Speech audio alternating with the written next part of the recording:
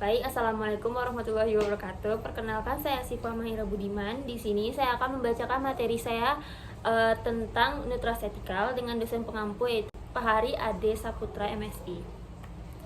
Nutraceutical adalah produk alami yang berasal dari makanan, baik alami maupun hasil ekstraksi, yang memiliki manfaat kesehatan termasuk pencegahan atau pengobatan penyakit. Salah satu komponen bioaktif penting dalam nutraceutical adalah fitokimia.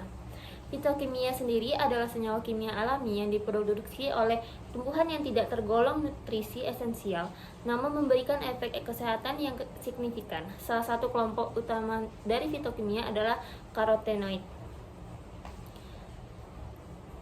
Fitokimia karotenoid yang pertama ada beta karoten dan alfa karoten.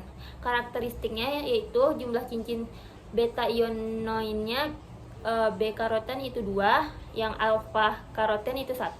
Efektivitas provitamin A beta karoten itu tinggi, sedangkan alfa karoten itu sedang. Sumber beta karoten itu wortel, bayam, dan mangga, sedangkan alfa karoten wortel, labu, dan jagung. Aktivitas antioksidan pada beta karoten itu tinggi, sedangkan alfa karoten itu cukup tinggi. Yang pertama ada likopen. Sumber alaminya yaitu tomat, semangka, jambu biji merah, pepaya. Strukturnya tidak memiliki aktivitas provitamin A karena tidak mengandung cincin beta ionon. Manfaat kesehatan yaitu antioksidan kuat, menangkal radikal bebas, menurunkan risiko kanker prostat, pelindungan terhadap penyakit kardiovaskular. Untuk aplikasi nutraceuticalnya itu pada suplemen likopen untuk kesehatan prostat dan jantung. Selanjutnya, kerusakan bahan pangan. Rusak itu ialah penyimpangan yang melewati batas yang dapat diterima secara normal oleh panca indera atau parameter lain yang bisa digunakan. Faktor-faktor yang mempengaruhi kerusakan pada bahan pangan atau makanan adalah jenis bahan pangan atau makanan, dan yang kedua, kondisi lingkungan.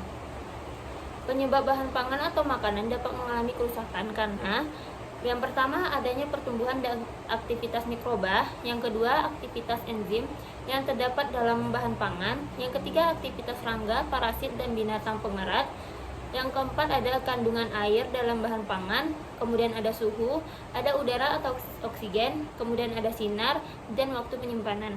Sedangkan jenis kerusakannya itu ada 5, yaitu kerusakan mikrobiologis, mekanis, fisik, kimia, dan biologis. Cara untuk mencegah kerusakan bahan pangan yang pertama ada pengawetan suhu tinggi.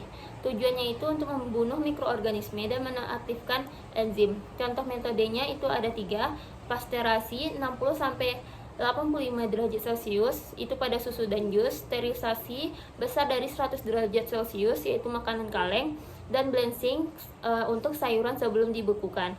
Kelebihan dari pengawetan suhu tinggi itu aman tanpa bahan kimia, sedangkan kekurangannya bisa merusak nutrisi dan tekstur. Cara mencegah yang kedua itu pengawetan kimia. Tujuannya itu menghambat mikroba dan oksidasi dengan bahan tambahan.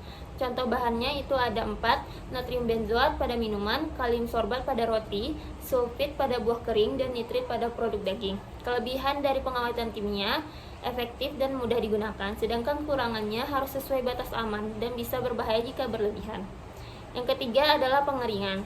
Tujuannya mengurangi kadar air, mikroba tidak bisa tumbuh. Metodenya ada 3, pengeringan alami menggunakan sinar matahari, pengeringan mekanis menggunakan oven, spray dryer, dan freeze drying menggunakan kualitas tinggi. Kelebihan dari teknik pengeringan itu umur simpan yang lama, bobot ringan, kemudian kekurangannya bisa mengubah rasa atau tekstur, biaya tinggi untuk metode tertentu. Baik, sekian presentasi materi dari saya. Mohon maaf jika ada salah-salah kata. Wassalamualaikum warahmatullahi wabarakatuh.